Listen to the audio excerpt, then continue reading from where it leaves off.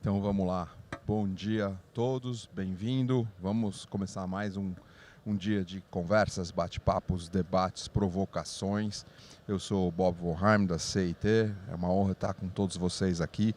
E hoje a gente começa o nosso dia com um tema muito bacana. É o desafio de pessoas em uma jornada de transformação digital. Na verdade, eu acho que é o desafio, né? É quase redundante, né? O desafio de pessoas. É o grande desafio de pessoas numa jornada de transformação digital. Eu acho que esse é um papo riquíssimo, uma provocação riquíssima. A gente tem a honra de ter aqui o Vitor Queiroz, diretor de RH do Bradesco, que vai ser provocado, entrevistado, debatido pela Carla Borges, nossa Head of People da CIT. Então, ótimo papo para vocês. A gente agradece a presença de todo mundo aqui. Carla, é com você. Obrigado, Bom, acho que eu Vitor. vou ficar em pé. Bom, gente, acho que o Bob aí já fez as apresentações preliminares. Acho que sempre gosto de trazer um pouquinho mais de pessoalidade, né? Então, gosto de me definir como uma apaixonada por essa combinação de pessoas e mundo corporativo, né? Então, acho que ao longo aqui da história, acho que isso vai ficar um pouquinho mais claro, tá? Vou deixar o Vitor também falar aí um pouquinho, se apresentar, e aí a gente vai ter um pedacinho desse papo mais contextualizado em cima do que a gente tem visto, né, nos nossos principais clientes, como esse grande desafio, e depois a ideia é o Vitor contar mesmo a experiência prática, né, que ele tem liderado através de algumas perguntas que a gente colocou, que são perguntas que a gente tem escutado nas interações que a gente tem tido com a comunidade. Perfeito, obrigado, Carla. Bom dia, gente. Vitor Queiroz, como o Bob já apresentou. E tem sido um desafio bastante importante que a gente tem vivido lá no Bradesco com essa transformação toda que está acontecendo no mundo da indústria financeira e de seguros.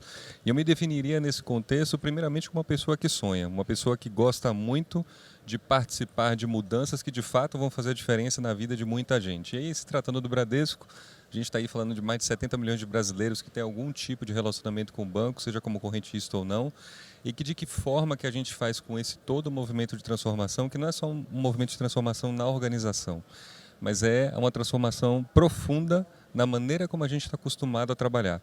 E aí, na hora que você fala de uma organização de mais de 100 mil pessoas trabalhando, como é que essa transformação mexe com a vida de tanta gente, de maneira que a gente faça isso de maneira sustentável, como tem sido feito no projeto com a CIT. Então, a gente vai compartilhar um pouquinho do que a gente até o momento tem vivido nessa transformação, porque isso não é uma jornada com um fim definido. Na verdade, é um começo com um eterno contínuo de transformações, né? Isso já linka um pouco o que a gente queria começar a passar, que é isso, né? É sobre uma jornada, né?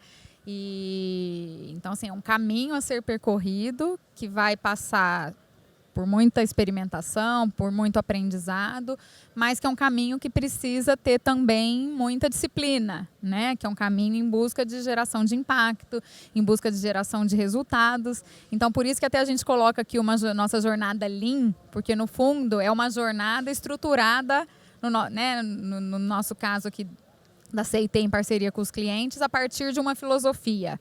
Então, a gente se respalda muito no conceito Lean, né? Que a filosofia que nasceu lá na Toyota, que fala muito sobre isso, né? Sobre produtividade, sobre eficiência. Então, acho que é isso que é legal falar, porque hoje em dia a gente tem escutado muito o conceito de experimentação, cliente no centro, a gente fazer as coisas com mais autonomia, e às vezes as pessoas falam, nossa, mas e aí? Né? Como se isso fosse uma coisa solta, mas não, né? A gente fala sobre uma jornada que precisa, para ter sucesso, passar também por muita estruturação, muita disciplina.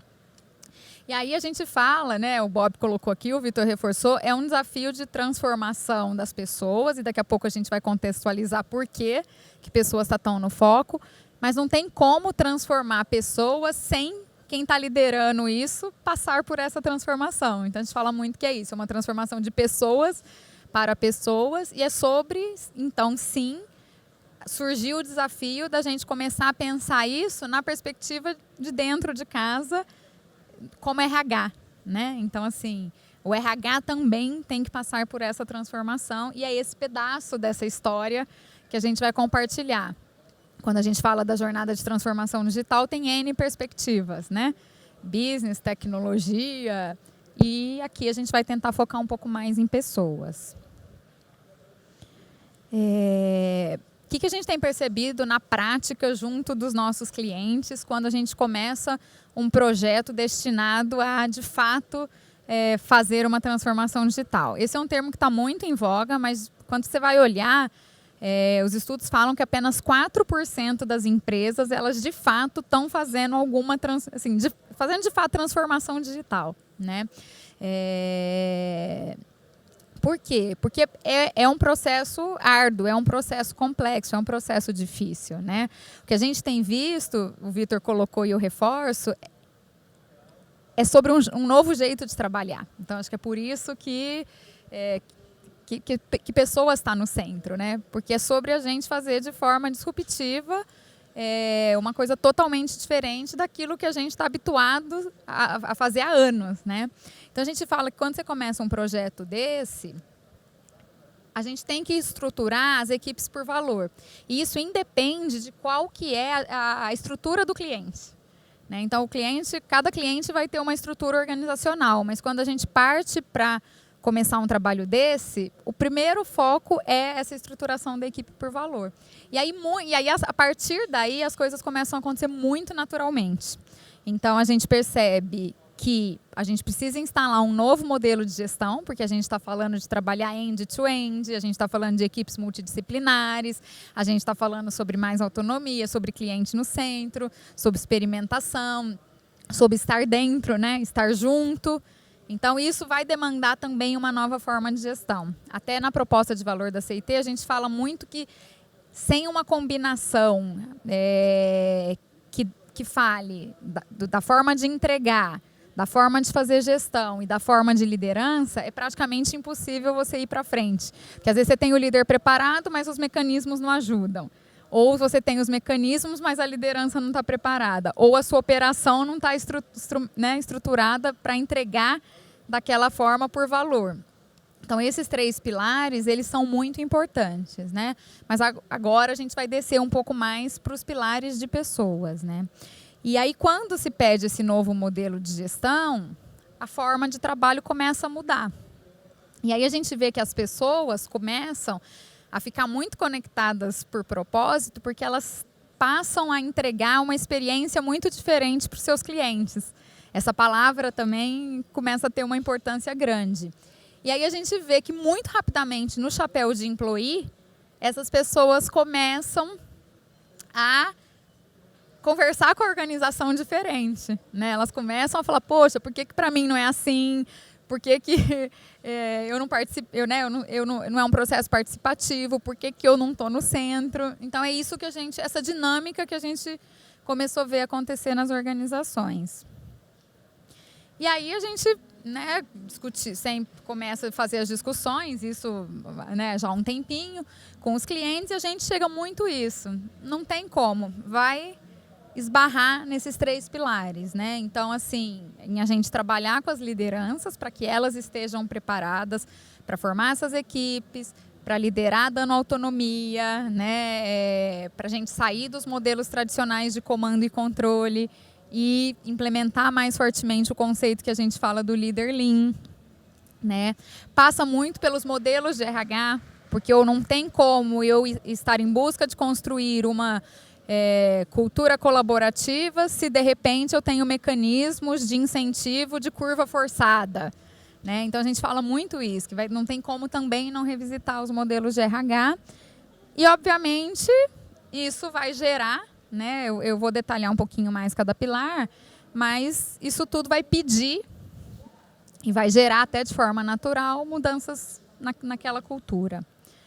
E até a cultura ele está aqui como o primeiro, mas a gente gosta de falar que é o último, né? Sim, na verdade a cultura ela vai ser mudada à medida que a gente for trabalhando esses outros pilares, pelo menos a forma que a gente acredita cultura, né? Porque cultura não é sobre, vamos colocar ali um monte de papel na parede, vamos pedir para o CEO vir aqui dar uma palestra e a gente considerar que na segunda-feira vai estar tudo mudado. Então, a gente fala muito que a cultura E aqui tem como referência, né, a pirâmide de Schuch que a gente usa, que ela fala sobre a gente tem que... É o que a gente vai estar fazendo, que à medida que a gente perceber valor, vai mudar as nossas atitudes, nossos comportamentos, e isso depois vai criando naturalmente uma nova forma de se pensar e de se fazer. Então ela está primeiro aqui, mas a gente brinca que ela vai ser a última que a gente vai conseguir afetar, porque é muito sobre isso, learn by doing, né? A gente acredita muito nesse conceito. Quando fala de liderança, o que está por trás desse trabalho que a gente, né, vem fazendo em conjunto é a construção coletiva por propósito, né? Então a gente cada vez mais tem falado sobre grupos de trabalho, né, que traz um conceito de squads de trabalho multidisciplinares, que tem um propósito comum. E não tem jeito, se é um end-to-end, tem que ser baseado no propósito, porque o que vai ser feito, muitas vezes, vai ser mudado o tempo todo. Essas equipes vão estar decidindo o que faz mais sentido para gerar um impacto, né? Então, a gente fala que muda bastante o modelo de liderança, e tem que ser muito orientado a coach, né? E não mais a comandos, drivers, né? Que tem que ser muito colaborativo, muito sobre construção, por isso que vem o conceito de team building, e também cada vez mais uma liderança mais empática, né? Que está ali e consegue, até porque não está presente o tempo todo, mas precisa dar autonomia para aquele time, se colocar mais, né, mais próximo, mais no lugar, para que exista um safety emocional. A gente tem falado muito desse conceito, né? As equipes precisam sentir que elas estão num ambiente em que elas têm segurança para exercitar uma forma que vai ser diferente. E na perspectiva dos modelos de RH, trazer os conceitos que eu citei à tona de fato, né? É sobre experiência, é sobre o cliente no centro, é sobre quem estiver trabalhando, liderando, está mais skin the game, então é junto com o cliente, não é fazendo de dentro da sala do RH. E nesse caso a gente fala muito disso, do conceito de experimentação, sim, para permitir que as pessoas sejam ousadas, que elas errem, mas não é errar descontroladamente. São erros controlados dentro de um ciclo curto, por isso que a gente enfatiza aqui a questão do ciclo curto, para que os aprendizados sejam gerados de forma mais rápida e a gente possa aprender e já reinventar e ir para um próximo ciclo. E aí aqui, né, falando dessa cultura de experimentação, como é um conceito muito novo, a gente sempre gosta de destacar um pouco do que a gente tem visto de muito valor nessa caminhada. Então a gente fala assim, poxa, a gente tem que ser orientado a problema, né? Apesar disso ser bem comum, de que no geral os problemas a gente não traz à tona, o Lean, né? O ágil junto, ele traz muito esse conceito. Não, a gente está aqui para endereçar os problemas e tornar ainda melhor. Então os problemas têm que vir à tona. Então a gente sempre fala isso, parta de um problema, né? Vai fazer uma experimentação, parta de um problema. Ponha as pessoas, né, o cliente, ali em primeiro lugar, de fato, no centro. Comece a discutir experiência. E aí, depois disso, pensa também nos comportamentos que você quer mudar, né? Isso é bem legal, porque, no geral, a gente faz as coisas muito processuais. Então, a gente pensa, nossa, esse processo para funcionar, ele precisa ter 12 checklists. E, no entanto, se a gente estivesse pensando em por que aquele cliente, né, por que aquele colaborador, aquele gestor usaria aquele processo de forma natural, talvez o que a gente vai construir vai ser muito diferente do que se a gente estiver focando no processo. Então, a gente tem falado muito sobre comportamentos também. E depois, obviamente, né, a luta de fazer coisas simples e ágeis, né? E ter por trás esse conceito de agilidade e velocidade. E aí, por último, né, aí já vou passar para o Vitor mostrar um pouquinho do trabalho que foi feito e depois a gente entra para as perguntas. É só citar que sim, a gente tem outros instrumentos, né, que a gente fala que estão ali o tempo inteiro, mais horizontais para gerar valor, que a gente tem que fazer muito uso. Né? Então, o conceito de gestão à vista, né, é para isso, para ajudar a trazer para o time o que é que está acontecendo. Vamos trazer à tona, né? Isso tem que guiar.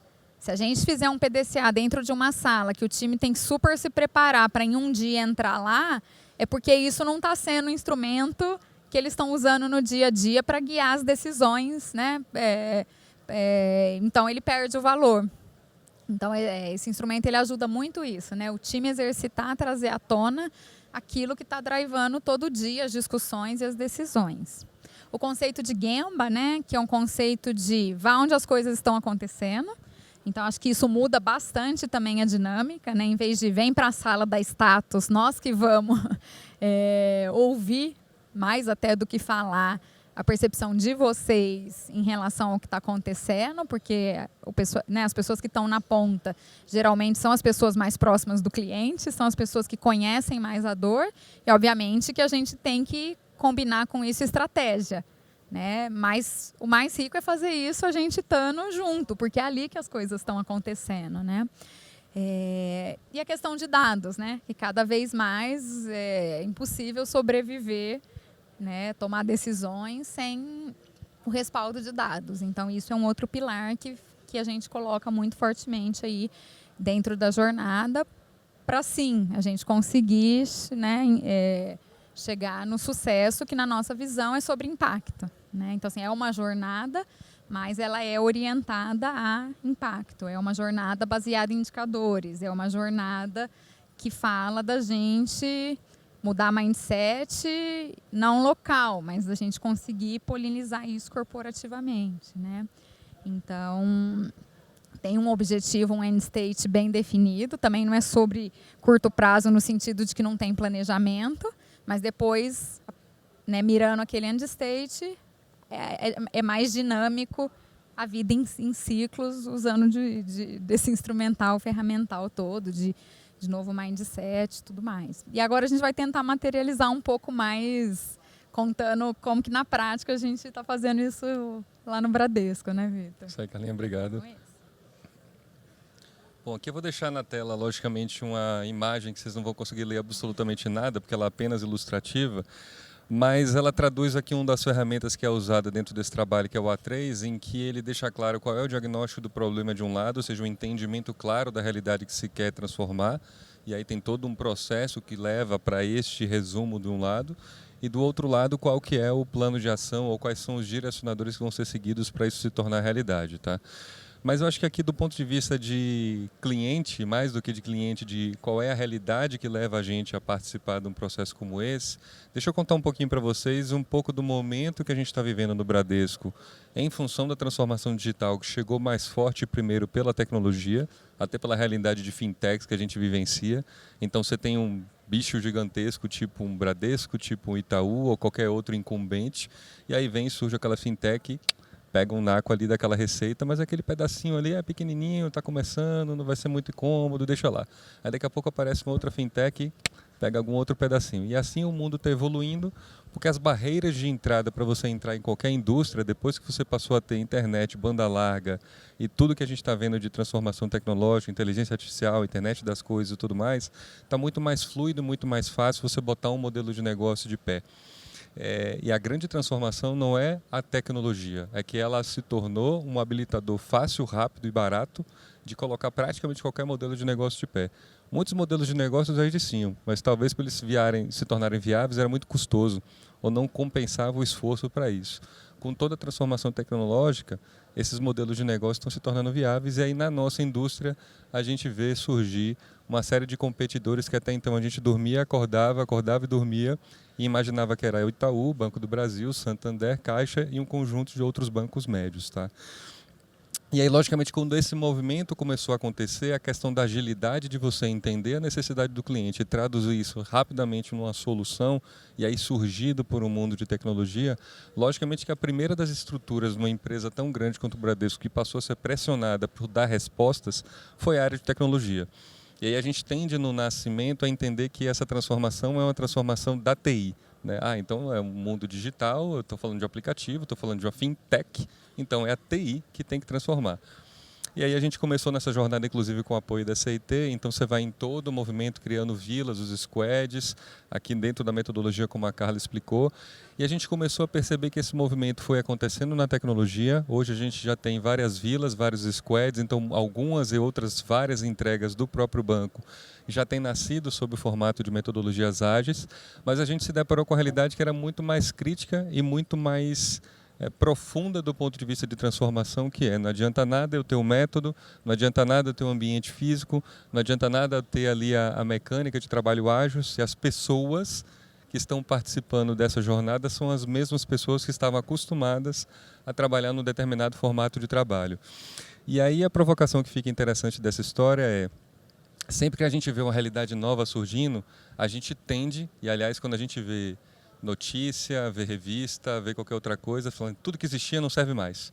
Joga tudo fora. Agora o novo é o que interessa. Isso aqui é o moderno, é o sensual, o apetitoso, o saboroso, e tudo aquilo que você achava que era válido parece que deixou de existir da noite para o dia.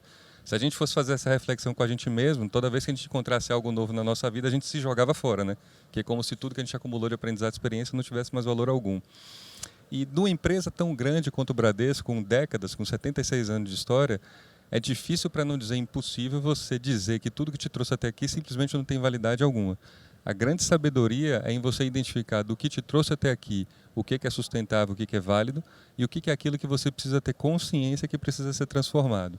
Então, quando você começa a entrar numa realidade como essa, de um projeto de transformação, começando a trabalhar em outros formatos, a gente tenderia a ir por uma linha de que organograma não funciona mais, hierarquia não serve mais, que processos definidos não servem mais, que tudo que for estrutura funcional, estática, previsível e pré-definida não servirá mais.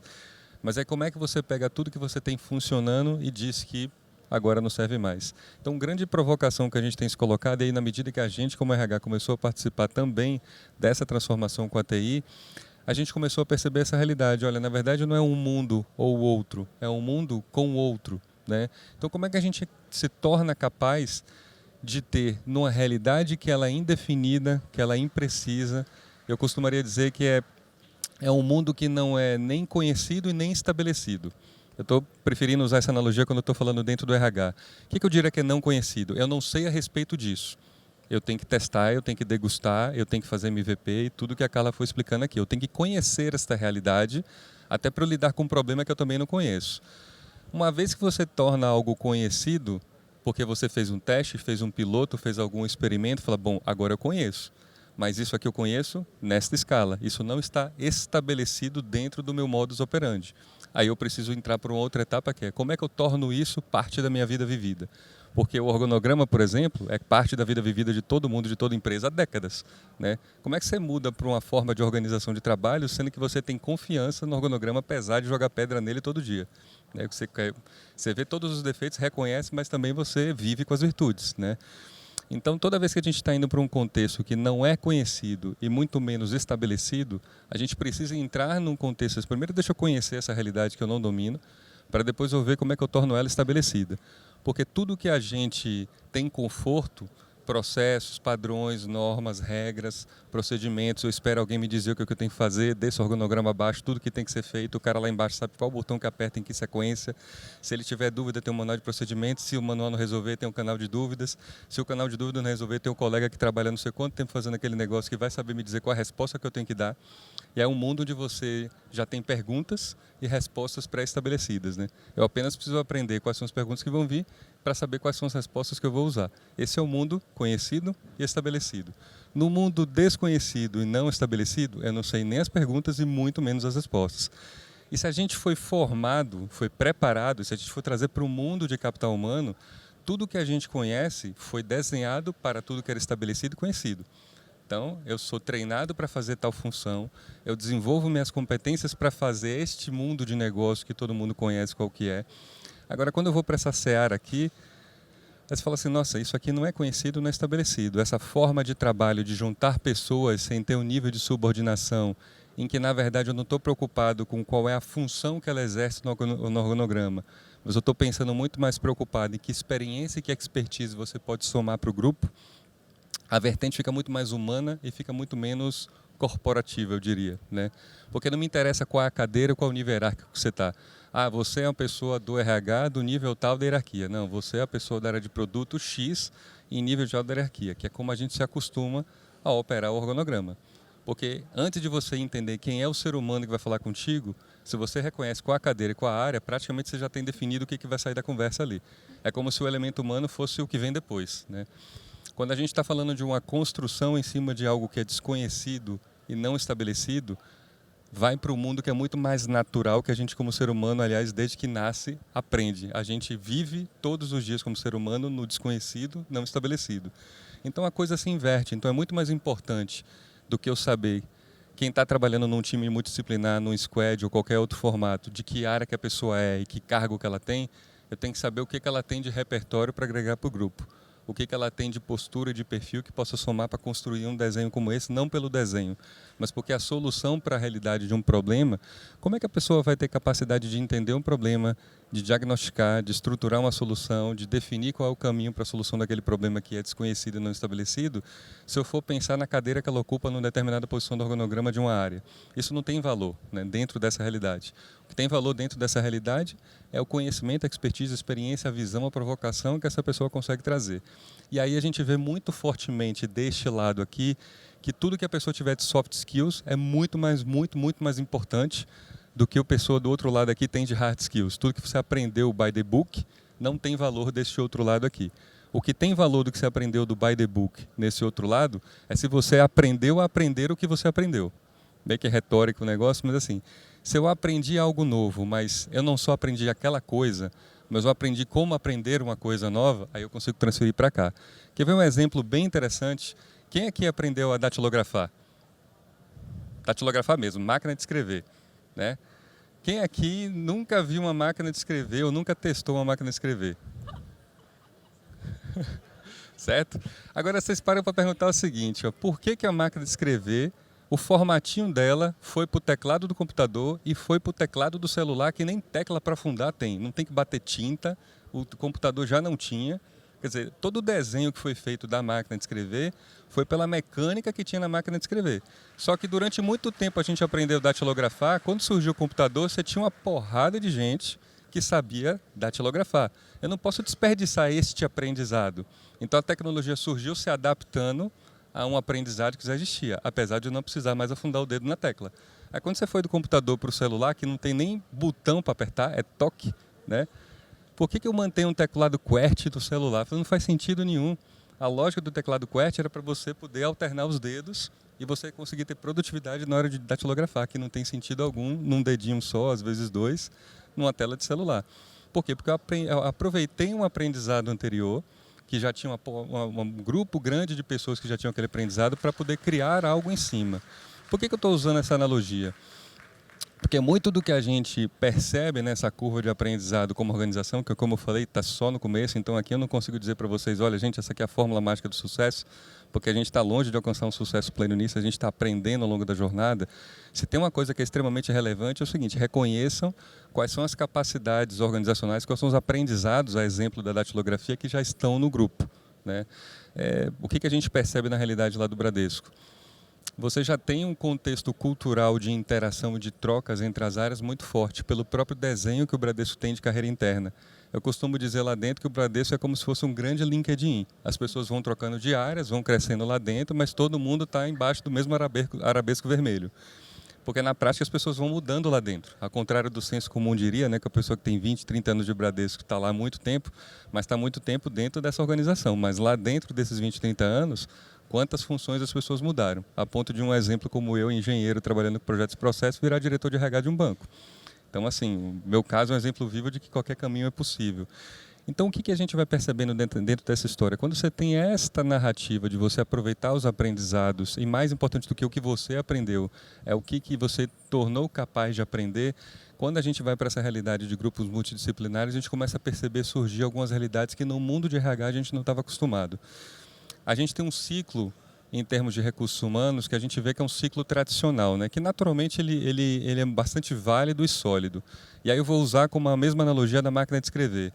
Quando a gente pensa em termos de recursos humanos, a gente fala que eu vou atrair, eu vou selecionar, eu vou contratar, eu vou desenvolver, vou encarreirar, vou avaliar, vou promover, vou formar líderes, fazer sucessão. Esse é o ciclo, né?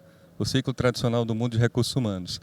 Aí você chega para a pessoa e fala o seguinte, olha, como é que faz a avaliação de desempenho? Olha, uma vez por semestre, uma vez por trimestre, uma vez por ano, tem uma ferramenta aqui, a gente desdobra as metas, os indicadores, distribui pelo organograma abaixo, as pessoas têm uma data para cumprir, pode ter uma curva forçada ou não, cada um tem um estilo aqui, etc. E esse é o nosso modus operandi de fazer a avaliação de desempenho das pessoas nas empresas. Aí você vai lá para aquele formato de trabalho, você pegou um monte de gente de áreas diferentes, porque não interessava que área que é, interessa expertise, perfil, etc. E aquele povo começa a trabalhar para fazer esse negócio que a Carla estava explicando para vocês aqui. Qual é a primeira coisa que depois do mês, sabe, ter aquele primeiro mês do barato? Uau! Tem a parede aqui para colar post-it, pô, legal, o layout é horizontal. Quer dizer, tem aquele primeiro período de deslumbramento, aí depois começam a vir os medos. Quem vai me avaliar? Como é que eu vou ser promovido? E se eu vou ter treinamento ou não vou ter? Porque lá eu tinha meu cargo, meu salário, minha estrutura. Aí a pessoa começa a perceber que todos os confortos que ela não via valor, né? Que ela queria um desafio diferente, algo arrojado, etc. e tal, ela começa a sentir falta da zona de estabilidade que ela tinha antes. E aí isso começou a chegar nesse trabalho que foi feito nas áreas de TI, e aí que começou a botar mais o RH dentro da jogada. Como é que a gente faz essa transformação com pessoas? E aí a gente se depara com a realidade que a gente ainda não tem ela digerida, por isso que é um começo de jornada, mas algumas provocações que já têm surgido com a gente, que com certeza na realidade de vocês, se já não aconteceu, vai acontecer, ou em algum momento vocês vão passar por isso. Como é que eu avalio pessoas dentro de uma realidade de um grupo multidisciplinar que tem entregas a cada 2 semanas, 4 semanas e que tem rodadas curtas e que não tem uma função estabelecida e definida? Como é que eu vou avaliar desempenho de algo que eu não sei o que é, e eu não sei nem se vai se repetir, né? Porque quando você vai lá e define indicador de desempenho, você fala para a pessoa, né? Tal volume de tal coisa, fazer mais X%, né? Tal projeto que já está definidinho, porque o projeto também não é realidade não definida, né? O projeto é o conhecido não estabelecido, né? Porque quando você faz projeto, eu que tenho aqui a certificação do PMP, escopo, prazo, custo, sabe aquela coisa toda bonitinha, definidinha do PMI? É tudo definido, só não está estabelecido. Por isso que é um projeto. Então, se você for olhar uma operação, é estabelecido e conhecido. Se você for olhar um projeto, é conhecido, não estabelecido. E se você for olhar tudo que a Carla está explicando aqui, é o não conhecido, não estabelecido. Aí esse é o mundo que a gente está tentando descobrir. Aí, às vezes, a gente pega metodologia de projeto e vai forçar para cá. Vai funcionar para estruturar, mas não vai funcionar para implementar, né? Você quer pegar a metodologia de operação vigente e encaixar lá, né? Você quer transformar um squad numa área, com um gestor. Aí você faz um organograma para botar o time ágil. Eu falei, também não vai funcionar, porque essa solução ela serve para a realidade conhecida e estabelecida. Não serve para o desconhecido não estabelecido. Deixa eu voltar para a avaliação de desempenho. Então, se a gente está vendo que as realidades são diferentes, o que serve de solução para o mundo não vai servir para o outro. Então, não adianta eu chegar no squad e querer fazer uma avaliação de desempenho daquela equipe como se eu estivesse avaliando uma área com um processo estabelecido e definido. Não vai funcionar. E a gente já percebeu isso sem nem precisar colocar essa discussão na mesa. Qual que é o desafio que está surgindo para a gente? Como que a gente faz a avaliação? Porque, voltando para a analogia da máquina de escrever, tá? Não existe mais a máquina de escrever, mas o processo de escrever interfaceando com algum mecanismo continua existindo. Até que a gente, com a voz, faça tudo, mas mesmo a voz, você vai ter que aprender a dizer com a sua voz o que você sabia fazer quando datilografava. Muda o mecanismo, mas a essência é a mesma. Eu estou fazendo alguém ou algo fazer algo que eu quero. Escreva a palavra bola. Aí eu vou lá na máquina de escrever B-O-L-A. Depois eu fui para o teclado, depois eu fui para o celular e daqui a pouco eu vou ter que falar para alguma inteligência artificial, falar, traga uma bola para mim. Mas a essência é a mesma. A avaliação de desempenho é igual a mesma coisa. Se a gente conhece a avaliação de desempenho como sendo uma ferramenta com formulário que você entra lá, constrói indicadores, distribui na liderança, depois bota o calendário e vê se fez ou não fez e usa isso como mecanismo de incentivo para remuneração, você está vendo a superfície que é igual apertar os botões da máquina de escrever. Agora, se você entende que avaliar desempenho na prática, a essência disso é todo ser humano gosta e precisa saber como ele está indo em relação ao que se espera dele. Esta é a essência. Isso é humano. Pode sair do contexto corporativo, qualquer trabalho, todos nós temos a expectativa, por sermos humanos, de saber como é que a gente é percebido pelo outro. Principalmente percebido pelo outro naquilo que a gente combinou que ia fazer com o outro. Olha, se eu prometi, teu nome é? Oi? Daniela. Se eu prometi para Daniela que eu ia fazer algo que a gente combinou, ela já está avaliando meu desempenho. Ela só não chama disso. mas a gente se comprometeu, pactuou alguma coisa. Então isso é natureza humana. Quando a gente faz isso num contexto corporativo, ele só é feito de maneira estruturada, mas ele baseia-se numa essência humana de que eu preciso ser avaliado em relação àquilo que se espera de mim, ou aquilo que eu me comprometi que eu ia fazer. Então estou usando esse exemplo da avaliação de desempenho como uma provocação de que como é que dentro de uma realidade de trabalho que é diferente da que a gente está acostumado, a gente consegue usar não dos mesmos instrumentos, mas da essência das coisas que a gente precisa fazer. Vamos trazer gente para trabalhar dentro de um formato de trabalho diferente. Talvez a visão tradicional de recrutamento e seleção não vá funcionar, porque eu não tenho um perfil para exercer uma função. Eu não tenho um job description lá que define quem é a pessoa com um conjunto de funções já experiência mostrada que ela sabe executar, que eu consigo dizer, vai fazer parte deste grupo. Eu tenho um viés muito mais de postura, de comportamento, de mindset, como você nos chamaria, porque eu não sei exatamente o que a pessoa vai fazer. Eu preciso que ela tenha a capacidade de aprender rápido, eu preciso que ela tenha a capacidade de interagir e trocar com outros, eu preciso que ela tenha a humildade de reconhecer que tem muito mais aprendizado nos outros do que tudo que ela sabe até agora. Eu preciso que ela tenha a capacidade de fuçar e descobrir aquilo que não está claro ainda, porque eu estou falando de uma realidade que é desconhecida e não estabelecida. Se fosse a realidade conhecida, eu podia botar a pessoa dentro da sala de aula e falar, olha, assim que funciona aqui, é com este passo a passo, com estes itens de checklist. Aí a pessoa aprendeu, beleza, ela sabe contra o que ela vai comparar, se o que ela fez era esperado. Dentro dessa realidade aqui, ela não tem contra o que comparar a realidade de trabalho dela. Portanto, não está previsível. Então, é muito mais a interação humana que vai valer do que propriamente um script para ser cumprido. E a gente tem passado por essa vivência ao longo dos últimos meses dentro do RH. Em função deste trabalho que foi feito na TI, surgiu a necessidade de estruturar o que a gente está chamando lá dentro do RH com a CIT de um People Office. O que a gente está chamando de People Office? People Office, na verdade, é um grupo, eu não sei nem que termo que eu uso, viu, Carlinha? Porque a terminologia também a gente se pega usando termos que a gente é mais familiar, mas que também não traduz muito bem o que a gente quer dizer, né?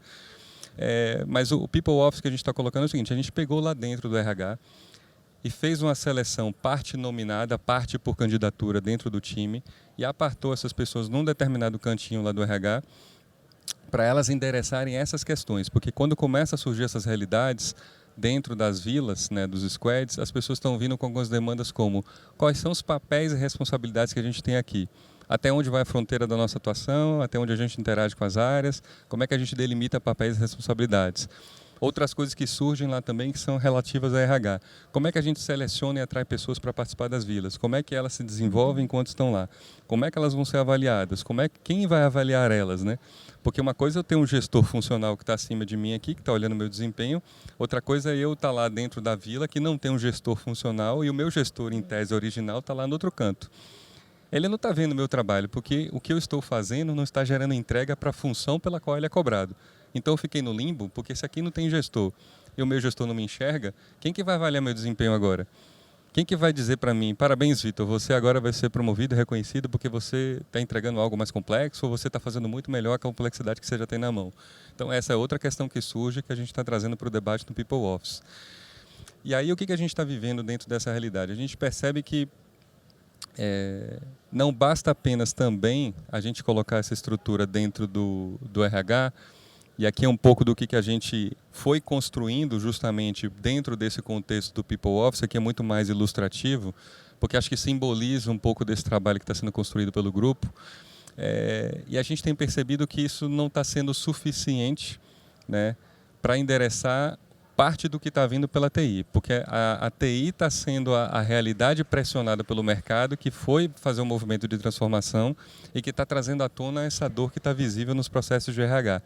Mas o que a gente tem percebido muito fortemente também é que o próprio RH, se ele não passa por uma transformação como a própria TI está passando, ele também não vai conseguir responder à necessidade da organização por outras formas de trabalho.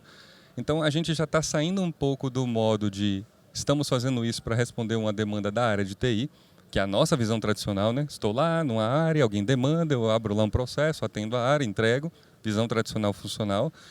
E a gente está começando a ver isso pipocando em outras realidades dentro da organização, porque todas as áreas estão começando a ver que trabalhar por metodologias ágeis dá vazão para algumas situações específicas que são essas que eu comentei, que não é nem conhecida e nem estabelecida.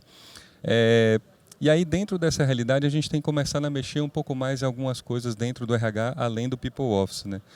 E aí eu queria só compartilhar um desenho que para nós ainda é um ensaio, mas eu queria trazer aqui um pouco para vocês, até para usar como pano de fundo e eventualmente ter trocas, né? Porque a gente está no começo de jornada, eu não sei nas empresas ou nas instituições que vocês trabalham, que nível de maturidade que vocês estão.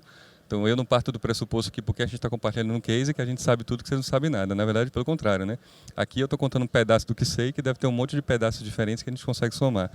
Então, uma parte da provocação que a gente está se colocando como recursos humanos, e aí o trabalho com a CIT está dando uma alavanca adicional para isso, é a gente tentar trabalhar de uma maneira que a gente considere que qualquer tipo de situação que a gente precise mudar, a gente tem que ter uma forma de se organizar para lidar com diferentes maneiras de trabalho. Então, o que a gente tem feito lá?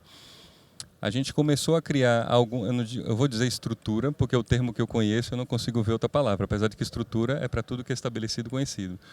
Mas a provocação que eu queria deixar para vocês é o seguinte: a gente vai passar cada vez mais, como organizações, como instituições, a ter que conviver com esses três mundos ao mesmo tempo. O mundo do estabelecido e conhecido, eu vou falar conhecido e estabelecido, o mundo do conhecido não estabelecido e o mundo do desconhecido não estabelecido. Tá? Para este primeiro mundo aqui, a gente já sabe como fazer com o pé nas costas, né? Organograma, estruturas, processos, rotinas, checklist, auditoria, controle, tudo que a gente domina da mais perfeita prática de administração de empresas desde 1900 bolinha. Então, esse primeiro mundo ele está pacificado, todo mundo conhece, e é justamente onde está todo mundo se sentindo provocado a mudar. Mas a minha provocação não é que você precisa mudar isso, é que você precisa reconhecer que este formato não é suficiente para todas as realidades. Então, se você não reconhecer para que isso serve, você das duas uma, ou vai ficar sofrendo tentando encaixar dentro desse formato o que está vindo de novo, ou vai ir para aquele outro extremo que eu falei no início, que é dizer que tudo isso aqui não serve e agora você também perde tudo que você tinha de sólido, né? Então, minha recomendação é assim, não vacile entre esses dois. Apenas reconheça que a realidade se ampliou. Essa realidade que é a conhecida, não estabelecida, é uma realidade que a prática de gestão de projetos, gestão de programas e portfólio, ela já é um ferramental bastante robusto. Não necessariamente todas as empresas têm isso implantado e maduro, mesmo que isso seja uma prática já muito tradicional, muito reconhecida, mas ela é bastante vencedora para essas realidades em que você conhece o que você quer fazer, mas você ainda não tem escala, não está implementado dentro da tua operação. E essa outra realidade aqui, que é o desconhecido e não estabelecido, esse é campo de teste. Então, tudo que você precisa aqui são situações em que não dá para ter rotina estabelecida, não dá para você ter um padrão definido, não dá para você ter um perfil profissional pré-determinado, apesar de que você precisa, nessas três situações, de pessoas com expertise e metodologia para ajudar esses três formatos a funcionarem. Então, quando você vai aqui para o mundo da administração de empresas, até a formação de administração, ela te dá essa guarida. Olha, tem gente que é expert em fazer a empresa ser administrada. Surgiu, não tão longe quanto a administração de empresa, mas mais recente, a expertise de gestão de projetos. Então, você tem gente com aparo metodológico para fazer o conhecido se tornar também estabelecido. Esse mundo novo ainda está sendo desbravado. Então, por exemplo, a gente está aprendendo com a CIT está entrando por essa seara. Olha, eu ajudo você com método, com ferramental, então tem todos os termos, terminologias que eu também ainda estou aprendendo. Então, tem o Product Owner, tem o Scrum Master, Squad Leader. Então, assim, são várias funções novas que têm surgido e que não são funções por conta desta realidade nova que vão ser executadas. São funções que ajudam a estruturar essa outra forma de trabalho. Então, a provocação que eu deixo do nosso case é isso. O que a gente tem buscado fazer aqui? Para essa realidade nova, que é o não estabelecido e não conhecido, dentro de RH, a gente está se apoiando no People Office, que aí está tendo o apoio da consultoria para isso. Então, a gente destacou algumas pessoas do RH, não pelas funções que exercem, mas pelo perfil comportamental e pela atitude de estar buscando aprendizado, de estar correndo atrás, porque a gente sabe que mais importante do que ter alguém que é especialista em avaliação de desempenho lá no time, é você ter alguém que vai aprender rápido sobre como avaliar pessoas. E essa pessoa consegue chegar em quem avalia desempenho e ganhar curva de aprendizado para poder lidar com essa outra realidade. Então a gente começou a perceber que isso é um campo possível, né? E aí, dentro desse contexto que a Carla comentou, né, da questão do timing para isso, você consegue ser muito mais rápido e confortável para apertar o botão daquilo que você já sabe que se apertar vai dar tal resultado, né? Eu sei que se eu fizer isso, vai acontecer aquilo. Eu vou insistir nessa tecla do conhecido, estabelecido aqui, tá? Aquilo que você já conhece, você aperta, funciona. Fala, se eu fizer isso, vai acontecer aquilo, beleza. Aqui você não sabe. Então, a rapidez aqui não é na resposta certa, como a gente está acostumado aqui. Porque se isso é conhecido e estabelecido, esse botão que eu vou apertar vai dar esse resultado. Não tem outro resultado, porque está tudo pré-programado. Agora aqui, eu não tenho nem o botão, e quando eu criar o botão, eu não sei nem que resposta ele vai me dar. Que é essa questão que a Carla colocou. Aqui eu tenho que aprender rápido. E eu tenho que descobrir se o botão que eu criei vai dar a resposta que eu quero. Se eu não der, eu já tenho que alterar o botão ou criar outro. Porque em algum momento, quando eu descobrir qual é o jeito certo de fazer aqui, eu vou ter que colocar isso aqui na operação vigente e vai ter que ficar de pé. E essa provocação que a gente já começou a se colocar, por isso que tem esse lab de inovação e modelo de incubadora, que a gente já está pensando da seguinte forma, bom, tudo isso que a gente está explorando numa forma nova de trabalho, a minha hipótese, isso eu até comentei com o pessoal da CIT, é isso aqui não vai ficar eternamente como uma Vila, Squad ou coisa parecida. Porque na hora que você vir que isso aqui funciona, que dá resultado, que precisa ficar de pé e ter escala, eu não conheço outra forma que não seja vir para cá. A diferença que eu percebo na realidade de hoje é que cada vez mais isso aqui vai acontecer num volume maior. Mas quando funcionar e vingar, você vai ter que botar de pé e funcionar. Aí eu penso assim, pô, como é que um Bradesco com 76 anos, que não quer parar no 77, no 78, que é aí décadas à frente, vai ter dinamismo para inovar neste novo formato, para desbravar novos frontes, mas que também daqui a 5, 10, 15 anos, o que tiver vingado, for sólido, sustentável daqui, a gente vai ver isso aqui funcionando dentro de algum organograma. Então eu vou dar um exemplo do que a gente está fazendo lá no RH, que aí vai até, Carlinhos, um pouco além do que a gente está discutindo lá no People Office. A gente tem um desafio dentro do Bradesco, que é trabalhar com atração de talentos. Apesar de que isso classicamente no mercado de RH é algo extremamente consolidado, na nossa realidade de carreira interna é algo que é um horizonte que a gente ainda está desbravando. Então a gente não conhece muito bem como trabalhar a atração de talentos. O Talent Acquisition não é uma função estabelecida e conhecida dentro da realidade do Bradesco. Por mais que isso seja clássico no mercado, o que a gente está fazendo? A gente apartou um time e está pegando nesse modelo de incubadora, ao invés de eu pegar a área de recrutamento e seleção, que está acostumado com aquele processo estabelecido e falar assim, gente, agora vocês vão fazer Talent Acquisition. Botam um gestor a mais, botam as 4 pessoas, juntam a galera ali e falam, agora vocês têm essa função aí. Aí a pessoa está toda acostumada a fazer o processo estabelecido, não foi formada, não foi preparada, e você simplesmente fala para ela o seguinte, esse mundo novo agora você tem a responsabilidade de executar. Pô, mas eu fui preparado para executar isso aqui, conhecido, estabelecido. Esse desconhecido não estabelecido, eu não sei nem do que você está falando. Então o que a gente está fazendo dentro do RH? A gente está criando um conceito de incubadora, independente de se isso é prática de mercado ou não. O referencial que a gente está usando é se isso é desconhecido e não estabelecido para a gente. Porque o que é maduro para alguma empresa, para mim, pode ser uma coisa alienígena. Né? Então, eu tenho que respeitar a minha própria cultura. Então, a gente está fazendo isso como uma incubadora. A gente estrutura aqui, quando a gente ganhar, testar, descobrir, ganhar escala, ver que a coisa está funcionando, fica de pé. Aí a gente vai lá na estrutura do recrutamento. Fiz invertida agora a posição aqui, né? Testei, etc e tal, vi que ficou de pé, aí a gente vai lá com esse negócio, que o nosso conceito qual que está sendo. Eu entendo como funciona, descubro como é que ele estabiliza, crio o procedimento, crio o processo, vejo qual é o perfil da pessoa que eu preciso, aí eu vou lá na estrutura do recruta e acoplo. Aí agora isso aqui que está já funcional se junta com o que já estava funcional e se soma. Então a gente ainda não fez de um transbordo como esse. A gente está nesse momento incubando essa questão de atração e aquisição de talentos. Não sei que resultado que vai dar, mas é a minha hipótese forte, já do que a gente está falando aqui num contexto de MVP, de teste. Então, eu tenho a permissão aqui para dizer para vocês que eu estou testando. Eu não vim aqui contar a história de sucesso. Eu vim contar a curva de aprendizado que a gente está tendo dentro dessa história. Então, a ideia é que a gente faça esse transbordo e a gente acople isso na estrutura de recrutamento e seleção, que eu não sei nem se a gente manteria com esse mesmo nome. Né? Então, estou dando alguns exemplos aqui da nossa vivência como recursos humanos, que não são exaustivos e não se terminam, não se concluem nessa fala, para mostrar um pouco da provocação que a gente está se colocando, que assim, não tem transformação que consiga acontecer, pode até começar, mas ela não consegue ganhar escala numa empresa, numa organização, se ela não passar por recursos humanos. Porque no final, tudo que você fizer vai mexer com as expectativas das pessoas. As pessoas, e aí vamos tirar as terminologias clássicas de RH e de administração, nós como seres humanos queremos saber por que estamos fazendo parte de algo ou não. Né? Pô, fulano foi chamado para a festa, por que eu não fui? Nossa, teve a reunião de condomínio lá, chamaram todos os vizinhos, menos eu. Por que eu não fui? Nossa, tá tendo um negócio exclusivo, VIP aqui. Nossa, eu fui chamado, só eu fui chamado. É recrutamento e seleção, é igualzinho, só que é natureza humana. Nossa, será que a Daniela, né? Será que a Daniela está vendo do que eu estou entregando aquilo que ela está esperando? Puta, o que ela está pensando de mim? Será que ela gosta de mim? Será que ela vai me dar um feedback positivo? Toda a terminologia que a gente transforma em administração e gestão empresarial é natureza humana, né?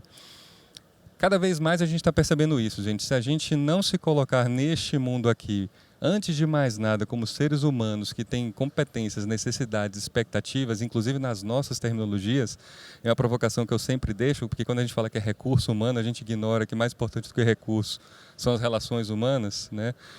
É neste contexto aqui que a gente começa a se perguntar se realmente a gente tem que estar dentro dessa mecânica ou dentro dessa humanidade aqui. Porque o que o mundo de hoje está pedindo é que a gente use as nossas capacidades humanas, a nossa humanidade, para descobrir o que a gente não conhece e fazer o que não conhece virar algo estabelecido, como a gente aprende desde que é criança. Que aí depois que isso aqui tudo estiver estabelecido, aí a gente se conforta em estabilizar.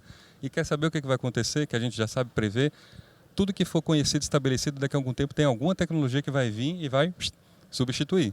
E aí se você pensar que você perdeu o emprego, é uma ótica. Se você pensar que graças a Deus que eu consegui explorar isso aqui e quando eu botei de pé eu consegui botar uma tecnologia para fazer isso funcionar, essa tarefa eu não faço mais. Eu vou continuar explorando esse front aqui. Então quando a gente fala de transformação digital é muito mais do que uma transformação de TI, muito mais do que a transformação de um departamento de RH, é uma transformação na maneira como a gente enxerga o valor que a gente gera como ser humano dentro de empresa, instituição, setor público, onde quer que seja. Então esse é um pouco da vivência que a gente está tendo lá dentro do Bradesco apenas no começo, e eu falo para você que dentro do próprio RH a gente tem de tudo. Então vai ter gente lá que não consegue entender o que aquele povo do canto está fazendo ali colando post-it na parede, assim como o povo que está colando post-it na parede olha para o outro extremo e fala, meu, essa galera não está vendo que o trabalho dele vai deixar de existir daqui a um mês, 2, 3, um ano. Então assim, são seres humanos. O desafio que a gente está tendo, assim, como é que a gente harmoniza o grupo para entender que está todo mundo no mesmo barco e que a jornada de transformação vale para todo mundo e não para alguns. Então esse é um pouco da realidade que a gente tem vivido dentro do Bradesco. Não é em toda a organização, provocação vinda pela TI, o RH está entrando on board nessa jornada, mas eu digo para vocês aqui que a CIT sabe muito bem, assim, é uma estrada bem longa para ser percorrida. E só para fechar, eu tenho dito isso para algumas pessoas, a gente está menos preocupado em fazer as coisas num ritmo corporativo, né? A gente tem se preocupado muito mais com fazer isso num ritmo humano. Porque se isso é para ficar de pé, e eu tenho dito lá, né, a gente faz as coisas para durar e não para dourar, né? Então não estou preocupado se isso vai dar ibope, estou preocupado se isso vai ficar de pé. Porque a Organização Sustentável do Bradesco faz essas coisas para ficar de pé. Não faz para poder postar na rede social e dizer que foi sucesso. Então esse é um pouco do pitch, do speech aí que a gente está tendo internamente, eu queria compartilhar com vocês. E aí, Carlinhos, acho que abri para perguntas, né?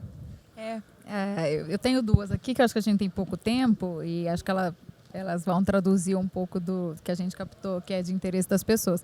Só queria reforçar esse ponto do legado, Vitor, que eu acho que essa é uma grande discussão que a gente tem feito, né, com os clientes, porque a gente ficou por um tempo com esses dois, visão 880, né? Assim, as empresas tradicionais de um lado e do outro as startups vivendo tudo isso. Só que assim, as startups elas não vão viver sempre startup, né? Daqui a pouco elas vão. Vou pegar a provocação. A startup está no mundo desconhecido, não estabelecido. Quando ela pegar o desconhecido, não estabelecido e transformar em conhecido estabelecido, ela começa a virar uma empresa grande. Exato. E ela vai viver com as duas realidades. Então a gente tem falado muito disso, né? Que no fundo é como combinar essas duas coisas, como trazer sim legado, né? E aí você falando do exemplo da máquina, eu lembrei de um outro que eu acho que são as duas pontas que se emendam e vão entregar de fato o impacto na ponta, né? Que é, ok, eu tenho que trazer esse legado, mas como que eu passo a olhar a coisa numa outra perspectiva? Que aí acho que traz muito à tona o conceito do cliente, do consumidor, né? No centro, que é a história dos picadores de gelo, né? Que eu estou lá picando gelo e estou só preocupado com isso, né? Nossa, eu tenho que picar esse gelo da melhor maneira possível. Só que de repente vem alguém e monta uma fábrica de gelo. E aí, nossa, como que a gente vai ser a melhor fábrica, a melhor fábrica, a melhor fábrica? E de repente tem o refrigerador. Quando, no entanto, se a preocupação fosse eu tenho que oferecer uma água gelada, né? Então, e as empresas estão em busca disso, né? A gente já vê, a Embraer hoje elas colocam como minha missão é transportar pessoas, não importa. Hoje pode ser via aviões, mas poderia ser qualquer. Então, acho que essas duas combinações, elas vão levando a gente para esse meio do caminho, né? É engraçado que nessa linha o próprio Bradesco mudou a missão do banco uns 2, 3 anos para cá Se vocês entrarem lá no site do banco, a missão está como contribuir para a realização das pessoas, por meio de finanças, seguros, etc, etc. Ou seja, A conta tem, né? exatamente, é Que meio. tem Hoje o meio é esse. Eu não sei qual vai ser o meio amanhã. Mas a exato. essência do porquê fazer as coisas é contribuir para a realização das pessoas. Né? Então, acho legal falar dessa combinação. E aí, vou pôr duas juntinhas aqui, e aí você, para encerrar, acho que pode responder junto. A gente falou bastante da perspectiva dos processos, né, modelos de RH. A cultura, a gente falou que está mais longe, né, da gente conseguir restabelecer essa mudança, mas tem um pedaço que é sobre lideranças. Né, que assim, como que esses líderes que estão vivendo essa realidade precisam ser preparados e tudo mais. Então, eu queria que você falasse um pouco do que você tem visto de barreiras e oportunidades nessa perspectiva das lideranças, né, do desafio dessa nova liderança. E depois, para encerrar, para você destacar aí um aprendizado pessoal, enfim, isso numa perspectiva mais sua, né? Vamos lá. É engraçado, né? Porque até pela nossa própria realidade de carreira interna, vamos fazer uma abstração aqui, tá? Em tese, poderia dizer o seguinte, olha, para fazer esse outro formato de trabalho, eu preciso de outro mindset. Quem aqui tem esse mindset? Eu falo assim, ninguém tem. Então troca todo mundo, vamos trazer pessoas que tenham esse mindset. Aí se você for o mundo afora, assim, quem tem? Está todo mundo tentando descobrir o que é esse tal de mindset de crescimento. Né? Está escrito no livro da Carol Dweck lá, mas está todo mundo tentando descobrir como é que se encontra nessa realidade. Ficou bonito no livro, é super estruturado, mas na vida vivida, como é que a gente entende, assimila e vive essa outra realidade. Então, primeiro que tem uma curva de aprendizado até de quem diz ou não diz que essa pessoa tem ou não tem um mindset, que é o próprio RH, ou às vezes a própria liderança, que está dizendo, não, essa pessoa da equipe aqui não tem um mindset que eu preciso. Aí você não sabe se a pessoa que está dizendo que a outra não tem um mindset também tem, né? Que aí fica meio que tochines, assim, né? Você não sabe quem que está falando do quê, né? Então, um pouco do desafio que a gente tem vivido aí eu vou falar da particularidade nossa por ter o modelo de carreira interna em que boa parte dos líderes são formados num contexto interno ao longo dos anos. Os líderes que estão hoje no Bradesco, muitos dos que estão capitaneando as transformações, são líderes que foram formados neste modelo clássico aqui. Então, eu não posso achar que esses seres humanos vão apertar um botão e vão falar assim, agora eu tenho um mindset de crescimento da noite para o dia. E muitos deles estão vivendo as duas pistas, né? Eu estou sendo cobrado por isso aqui e eu também estou tendo que capitanear essa outra transformação aqui. O que eu tenho percebido dentro da realidade nossa lá? Como tem muito da natureza humana dentro dessa outra forma de trabalho, eu percebo que, na verdade, para alguns líderes que querem uma pista diferente para exercitar possibilidades que este formato não dá, porque eu tenho que cumprir o script, então eu não consigo dar vazão para a minha criatividade, para o meu incentivo, para a minha inspiração, eu começo a dar vazão por esse outro contexto aqui. Aí você começa a ver surgir outros comportamentos dos mesmos líderes que até então você não via porque não tinha pista para isso.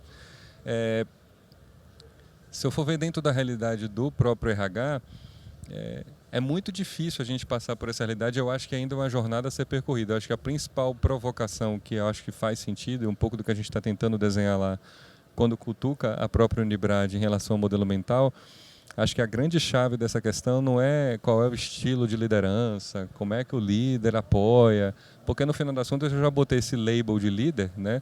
E a pessoa vai com esse rótulo preso na testa, na nuca, no peito, seja lá onde for, e tendo que cumprir esse rito. Mas, na verdade, tudo que a gente está falando é o seguinte, a pessoa se conhece, ela se reconhece como ser limitado, que ela não sabe tudo, que não é porque ela é líder, gestor, que ela é o dono do saber, o dono do poder. Porque para essa outra forma de trabalho aqui, Carlinha, o pressuposto é que a pessoa ela sai da frente do palco e ela vira um eterno bastidor. Porque o grande papel do líder é um apoiador para que as pessoas consigam dar o seu melhor naquilo que elas estão sendo desafiadas. Como a gente está acostumado que o líder é a referência, o oráculo, o dono do saber da decisão. Inclusive tem que saber, né, muitas vezes. Exatamente. Então, acho que é um pouco dessa provocação. E aí, já somo nessa resposta um pouco da minha linha de pensamento. Tá? Eu acho que a gente, como empresa e como organizações, quanto mais a gente inverter essa pirâmide, em que, na verdade, líder é sustentação e não topo, e a mesma lógica vale com os clientes, quanto mais a gente tiver com o poder mais próximo do cliente e o CEO for um mero artefato viabilizador das coisas, aí a gente consegue ir para o mundo de transformação. É que a gente encastelou as coisas para facilitar a tomada de decisão. Mas ao facilitar a tomada de decisão, a gente distanciou da realidade sobre a qual a gente decide. Então você toma uma decisão super assertiva numa realidade que não é pertinente. Então como é que a gente inverte de volta de pirâmide, né? E aí um ponto que você falou que me veio, que a gente fala muito da liderança também, a gente até colocou essa pergunta porque é o que todo mundo quer saber, mas tem uma perspectiva, e eu acho que isso inclusive dá um safety para a liderança nessa transição, que é que assim, as pessoas também estão habituadas ao conforto de serem drivadas e, né, de receberem ordens. Então, eu acho que eu tem reclamo do isso comando e também. controle, mas eu gosto de saber o que tem que Exato. fazer. Então, né? a gente tem enfrentado também uma realidade, né, apesar de que a gente está ali falando mais sobre a liderança, porque é isso, é alguém que, né, enfim, tem mais maturidade para liderar isso, mas passa muito também por como a gente cria mecanismos de preparação da equipe. E acho que o líder ele pode ajudar muito nessa transição. E eu tenho sentido que isso dá o safety, porque é o que o Vitor falou, a gente tem visto às vezes as lideranças, tá, mas e aí? Então eu não tenho mais o que fazer? Não é sobre isso, né? Então... E outra, né? A gente associou muito a figura do líder, gerente, chefe como status de poder, né? Eu cheguei até aqui porque eu merecia esse poder, esse status. Aí agora você vem me falar que eu estou no bastidor ajudando os outros, entendeu? Então tem um pouco da provocação do que a gente se acostumou a chamar de hierarquia, liderança, etc. Bom, gente, acho que é isso. Olha, Vitor, super obrigada. Obrigado a você, Carla. Tem sido uma jornada super, super prazerosa aí pra gente, tá junto do Bradesco, uma empresa pela qual a gente já tinha admiração e acho que a admiração só aumentou, porque de fato eu acho que tem um elemento que vale destacar que a gente encontrou, e acho que é das poucas empresas que já levou essa transformação para dentro mesmo do RH, que eles acreditam nisso, né? Então acho que sem isso também é muito difícil fazer essa transição, né? Se for uma coisa só de temos que fazer porque está no script. Então eu acho que parabéns aí. Obrigado a vocês pelo apoio, gente. Obrigada, Obrigado aí gente. pela atenção.